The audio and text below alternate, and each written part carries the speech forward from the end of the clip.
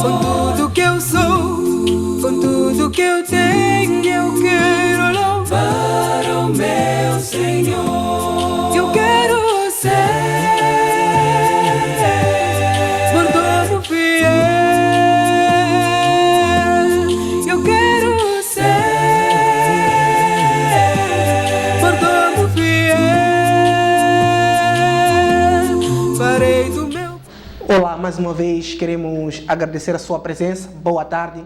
Esse é o Espaço Jovem que você tem acompanhado aqui na ACTV. Para você ter mais acesso aos nossos programas e aquilo que você gostaria então de ouvir, pedimos que possa dar um like depois de assistir o programa e ter gostado, e também possa partilhar este programa com seus amigos, familiares.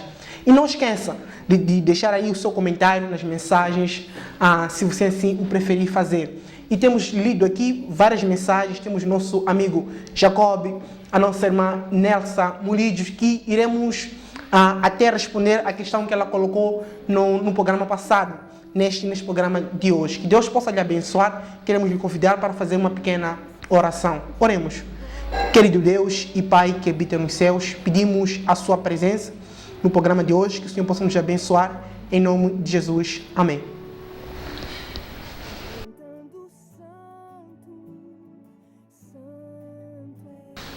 Para hoje não será diferente, teremos um tema muito especial. Pedimos que você não possa sair daí do canal, possa estar ali. E uma novidade para ti, o canal também passa agora os nossos programas, tem passado agora no YouTube. É só ir para lá e acessar aí a ACTV online, então terá acesso a vários programas então, que a ACTV tem proporcionado para você. E hoje, como eu disse, iremos falar sobre a recriação. A recriação, essa que tem criado vários tabus, vários debates. Como que um cristão pode se recriar? O que é isso de recriação? O que o cristão pode e não pode então fazer? Como jovem, essas questões têm se levantado sempre e geralmente nas igrejas, nos debates dos próprios jovens. Para hoje temos mais uma vez o nosso amigo Wilson Muchayano, que terá a oportunidade então de primeiramente responder a questão da nossa amiga irmã Nelsa Mulidios, que colocou na semana passada. Primeiramente queira saudar, por favor, aos nossos amigos. Que a graça de Deus, de Jesus Cristo e a comunhão do Espírito Santo esteja consigo, minha amiga, meu amigo. Obrigado pelo convite. Certo. Primeiramente, na semana passada, o tema falamos a respeito de... Depois-me aqui, o tema, falamos a respeito dos vícios. Como vencer os vícios. E uma querida internauta fez uma questão. Como é que as igrejas têm olhado, o que as igrejas têm feito para acolher os viciados, para ajudar os viciados? As igrejas reconhecem o seu papel espiritual, mas também têm a consciência de que estão numa sociedade.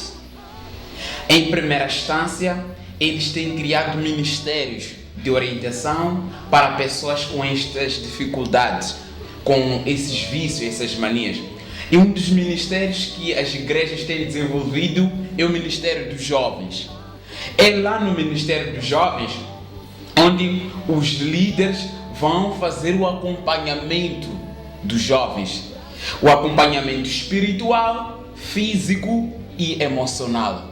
É através deste acompanhamento, deste relacionamento com o jovem, que os líderes das igrejas vão poder assistir o jovem que está passando pelos vícios.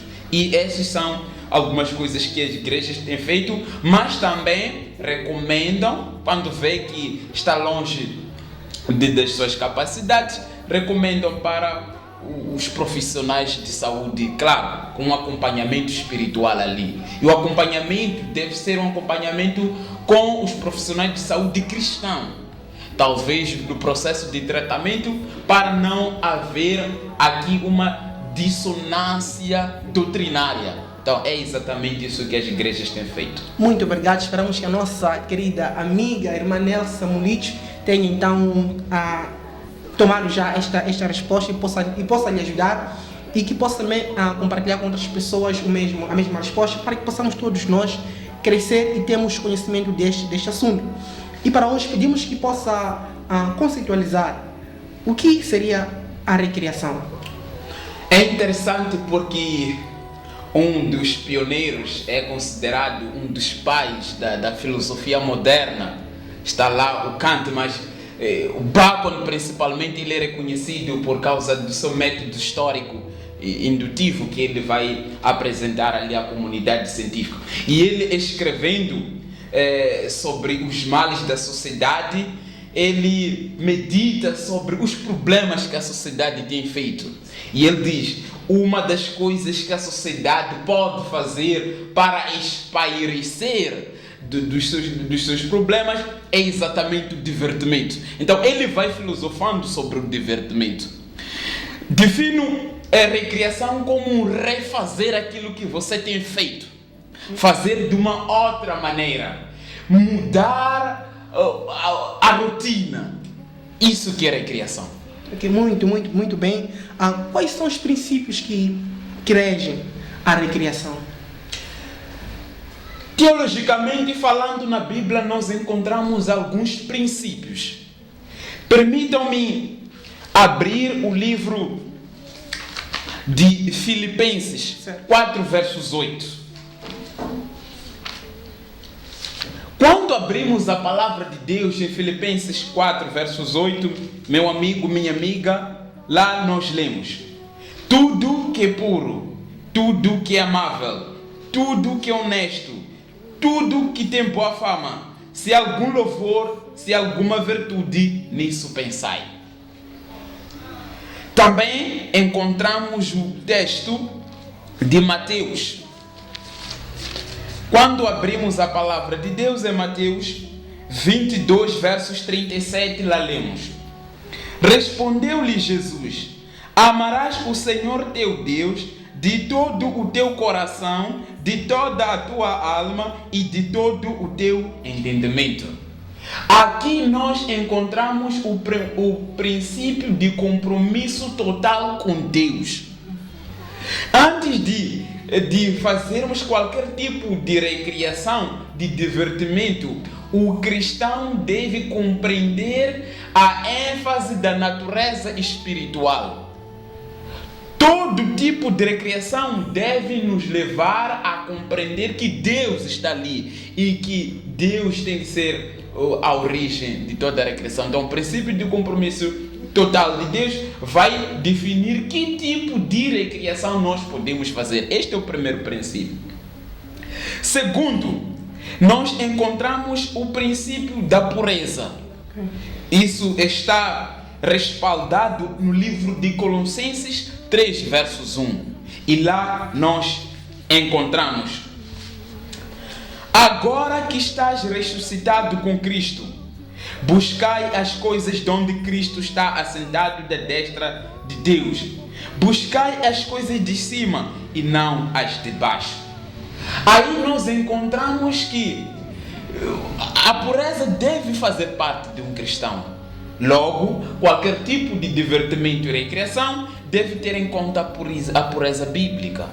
Este é o segundo princípio que nós encontramos aqui na palavra de Deus. E Isaías também ali 41 vai dando algumas dicas de como que quais são os princípios que regem exatamente um cristão. Quando abrimos o profeta Isaías, nós encontramos ali, diz o texto: aqueles que renovam as suas forças no Senhor voarão como águias, correrão e não se cansarão. Então, todo tipo de renovação, lembra o conceito que eu dei de recriação, renovar, refazer, todo conceito deve ter ênfase espiritual. Então, esses são alguns princípios. Muito certo. Uma das questões que tem se levantado no meio dos jovens, não só dos jovens, dos mais velhos, os idosos até, é a questão, por exemplo, da televisão. Será que a televisão pode ser um método de recriação? É interessante falar da televisão, é falar da cinema, é falar de teatro. Nós vimos aqui alguns princípios. O que nós devemos fazer, meu amigo, minha amiga, simplesmente é pesar os valores embasados na Bíblia com a televisão. O que está a dizer é que não se pode assistir televisão. Não é isso. Não se pode assistir televisão. No entanto, o que está a dizer aqui é que devemos ser seletivos na escolha de programas televisivos. Os pais devem ensinar aos seus filhos os conteúdos apropriados para o desenvolvimento do caráter do filho. Agora, cinema é outro assunto. Por causa daquilo que nós vamos encontrar no cinema e no teatro, os cristãos são encorajados, tendo em conta os princípios bíblicos, em não participarem desses lugares. Então, essa é o que a Bíblia diz sobre isso. Mas na questão do teatro, por exemplo, há pessoas que não veem nenhum mal em ir para um teatro e assistir então aquelas peças de piadas. Então vão rindo, vão sorrindo. Qual é o mal em alguém ir, por exemplo, para um teatro? O mal é este gosto, o mal é esta sensação. O mal, diz a escritora Ellen White, no seu livro Mensagem aos Jovens, é que esses dramas, ela não fala necessariamente ela fala de drama. Essas dramatizações vão criando, vão influenciando a mente da pessoa que estiver ali, de tal ponto que a pessoa não vai ter interesse em coisas espirituais. O que desenvolve? Vai desenvolver pensamentos tribais ali, pensamentos supérfluos. E isso é que vai degenerar, vai entorpecer, vai embrutecer as faculdades mentais e espirituais.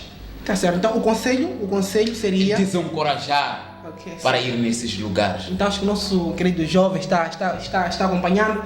Se houver qualquer dúvida, pode escrever ali nos comentários para nós podermos responder na medida do possível. No que diz respeito à música, a recreação são momentos que nós temos de renovar as nossas forças, e a música também ela faz parte nesses momentos. Há pessoas que preferem recrear-se com uma música, pegam uma guitarra, pegam um piano, vão tocando piano e várias coisas, escutem os CDs de alguns cantores. O que é música? Qual é o processo da seleção da música? Será que a música pode ter um sentido negativo na nossa recreação? Essa colocação é muito interessante, porque o João Reis de Souza escreveu uma tese doutoral intitulado A Mensagem na Música, Estudos da Musicologia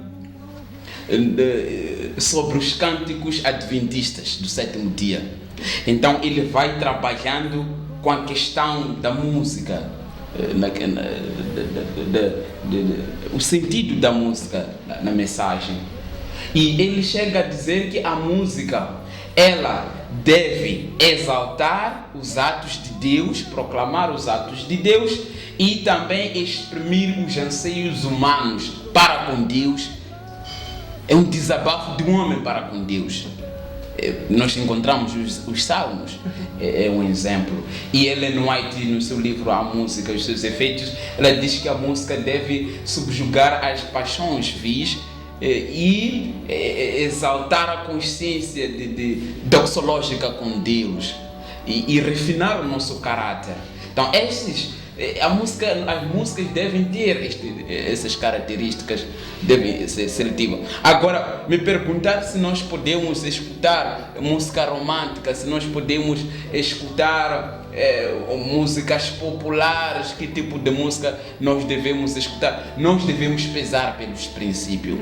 O cristão compreenderá, através do seu relacionamento com Jesus Cristo, qual é o estilo e o tipo de música que deve usar para divertir-se.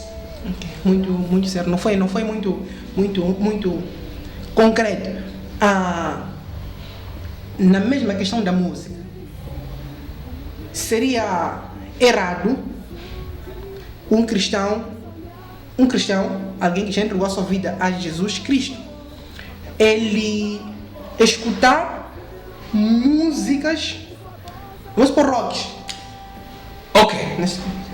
Livro de Colossenses talvez tenha uma resposta mais direita, como queiras, meu amigo. Sim.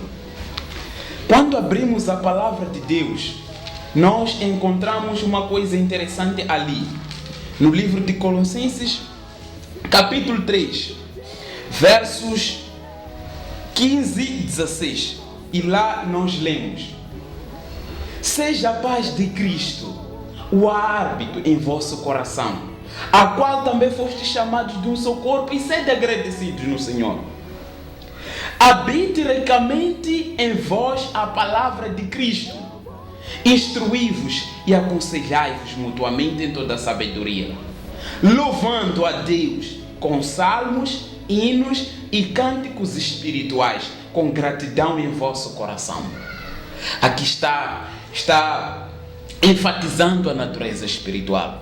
O que deve constituir o divertimento musical de um cristão é salmos, hinos e cânticos espirituais. Exaltam então ao próprio Deus, certo? Sim. Certo.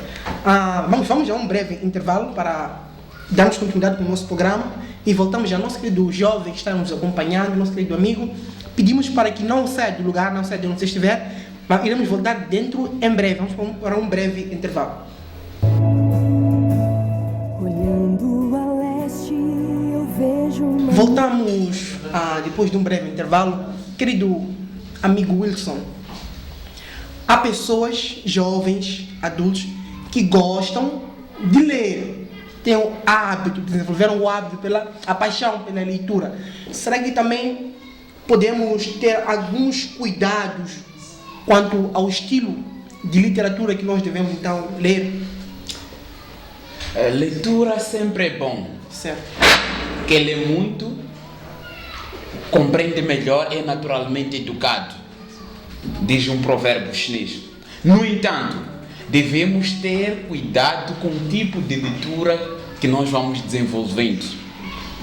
E para o cristão, diz a escritora norte-americana Ellen White em seu livro Mensagens aos Jovens, capítulo 94, diz ela que nós devemos ter cuidado com um certo tipo de leitura, que é a leitura de ficção. Por quê? Porque quando nós lemos as histórias, os contos, as novelas, as prosas, as crônicas ali, a nossa imaginação vai tornar-se doentia. Vamos desenvolver um sentimentalismo surreal.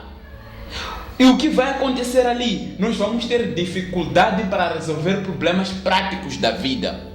Razão pela qual nós encontramos jovens: não, eu não gosto de matemática, eu não gosto de álgebra, eu não gosto de cálculos, não gosto de raciocinar. Por quê?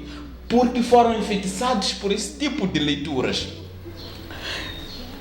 De uma forma objetiva, o que Ellen White tendo em conta os princípios bíblicos é que os livros como Nós Matamos o Cão Tinhoso, como Romeu e Julieta, como Orgia dos Loucos, como A Legítima Dor de Sebastião, como por sua vez Caringana ou a Caringana, como A Varanda de Frascati, esses livros não são aconselháveis para um cristão. Até alguns livros de Augusto Cury são ficção, como ali de Bom e de Louco, todo mundo tem um pouco.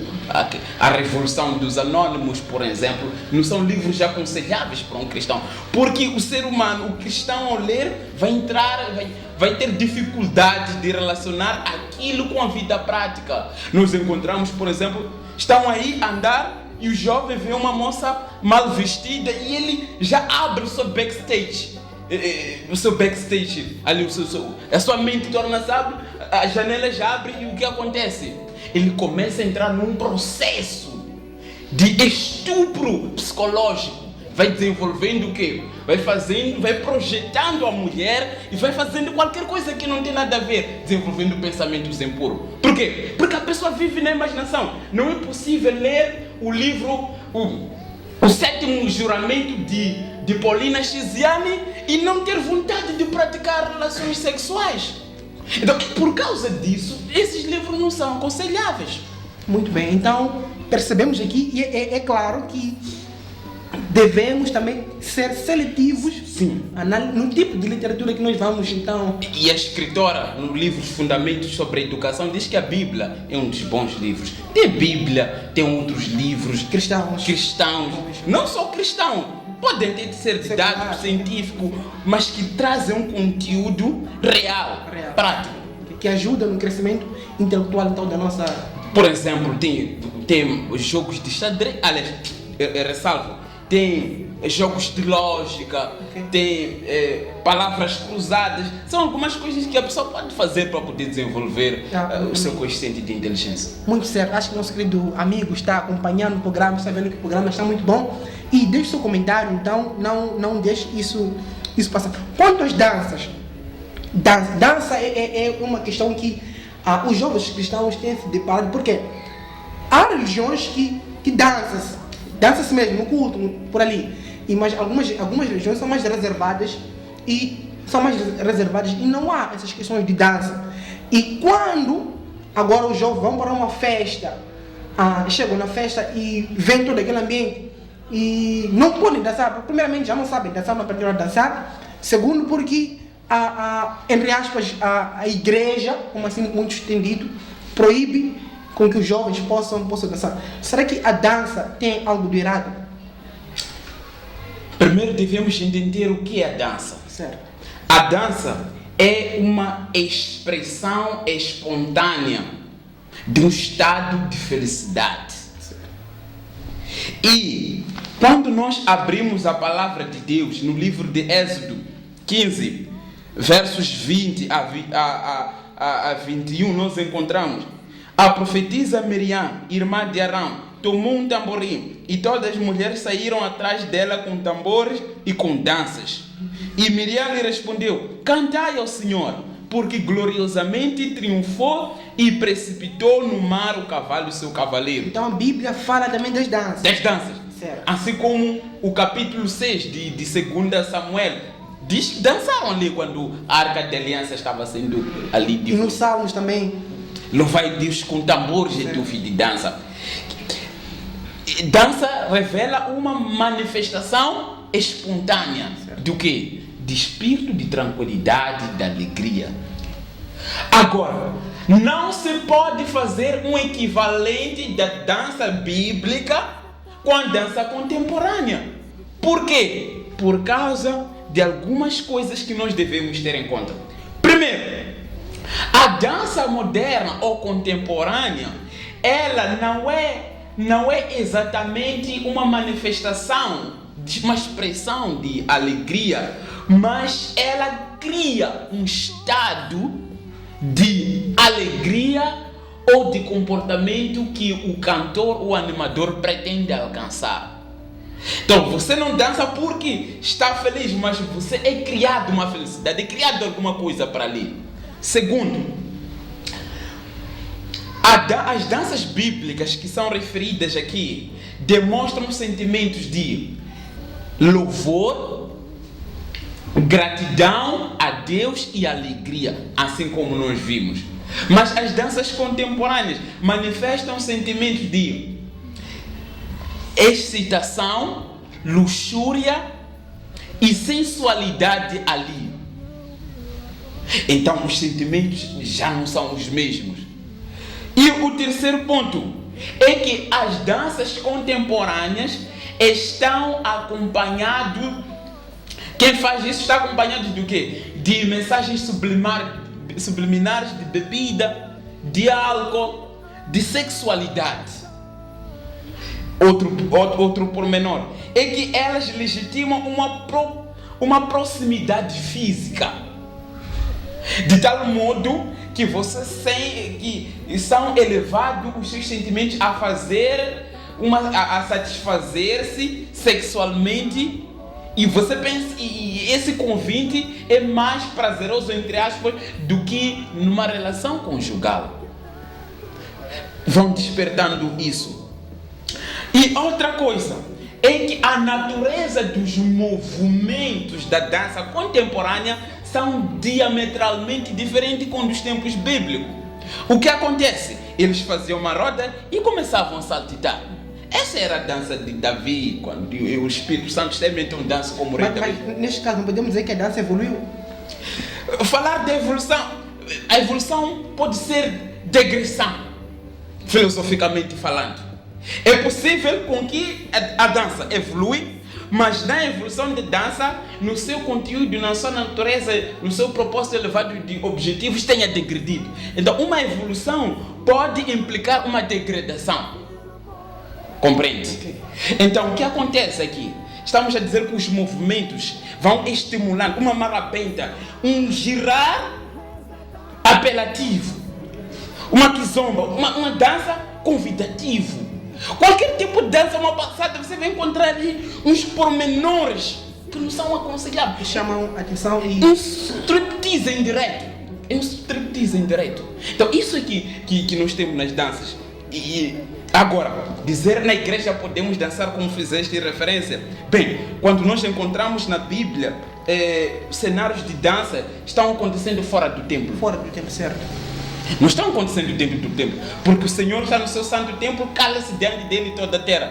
Está a dizer Abacuque ali dos 20, está a dizer Sofonias 1:7-14.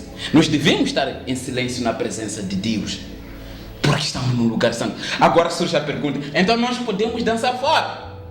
Seria a questão. Que tipo de dança? Se for de Davi podemos, se for de Miriam nós podemos, mas se for contemporâneas nós não podemos. Uma panza, não. É bíblica? É de Davi? Se sim, podemos. Se não, não podemos. Tá certo, muito bem. Acho que o nosso querido amigo está acompanhando o programa, está gostando então dos temas. Mais uma vez, apelo que se tiver uma dúvida, pode então escrever ali, comentar para que nós possamos responder na medida do possível. Vou fazer mais 2 questões para nós terminar o nosso programa. Irei responder de uma forma simultânea. Primeiro, irei falar a respeito do jogo Dama. Aquele joguinho ali, 24 dados. Temos também xadrez. E aliado a isso temos também futebol. Esses padrões, esse tipo de recreações são bons diante de Deus, diante dos princípios da palavra do Senhor? Quando houver uma motivação correta. Okay. Quando aquilo que vai fazer jogar futebol ser algo elevado, nobre, então eu posso fazer, mas não com tendências competitivas, não com tendências para ganhar lucro. Uma medalha. Dinheiro. Okay. E daí onde não são aconselháveis. Mas se for no sentido de profissionalismo, não tem problema. Futebol, um jogador de futebol, profissão dele. Só que aí vai entrar em dilemas bíblicos, porque chegará um momento em que deve exercer as suas atividades num certo dia que não é estipulado pela palavra de Deus. Certo. E vai ter confrontos doutrinários. E segundo, vai ter lá dentro do jogo, por sua vez, fazer, agora entra o ganho, lucro. Ele vai ganhar, vai lucrar. Mas é trabalho. Sim, Deus sempre tem o melhor para os seus filhos. Todo aquele que se lança aos pés de Jesus nunca volta de mãos abanadas. Então Deus pode prover trabalhos melhores. Então, ficamos com a ideia de que o futebol, por exemplo, no sentido recreativo, deve ter objetivos melhores, que é a própria recreação, o divertimento com os amigos, naquele momento de sorriso, de perseguir a bola, enfim, coisas boas. E também estamos a dizer que o mesmo futebol deve, já que o objetivo principal deve ser, por exemplo, o exercício físico. Essas coisas, então, quando estão aliadas, então acho que isto que é aconselhável. Então, de uma forma indireta ou direta, está desmotivando as pessoas que têm esse tipo de prática no sentido de ganhar um valor, assim, nas igrejas cristãos se envolvem nessas equipes para ganhar um valor. E essa forma de competição. Isso não tem uma aparência saudável diante de Deus. Sim.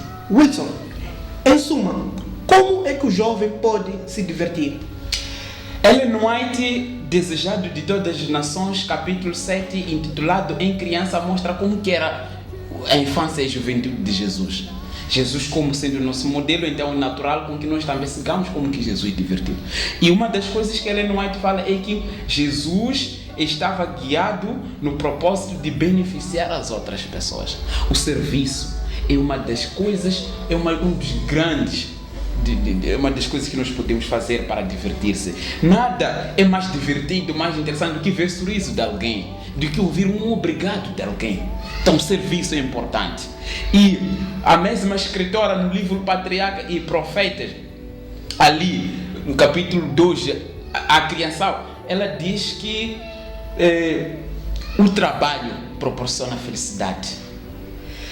Adão e Eva, diz ela, foram dados trabalho para encontrarem a melhor alegria, o maior prazer. Então, o trabalho também é importante. Como já havias dito, exercícios físicos. Então, isso também é importante para um cristão. Lembremos, nosso tempo é curto.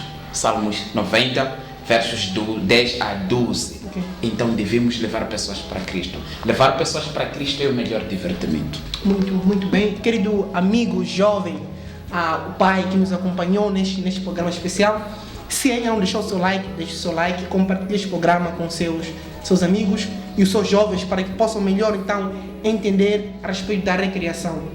Por hoje é tudo. Nós agradecemos pela sua participação e queremos pedir aqui ao nosso querido convidado Wilson para que possa fazer uma última oração. Vamos orar. Eu oro e meu amigo repete: Senhor Deus, muito obrigado pelo estudo. Nos ajude a divertirmos melhor na tua presença. Em nome de Jesus. Amém. Muito bem, até a próxima semana.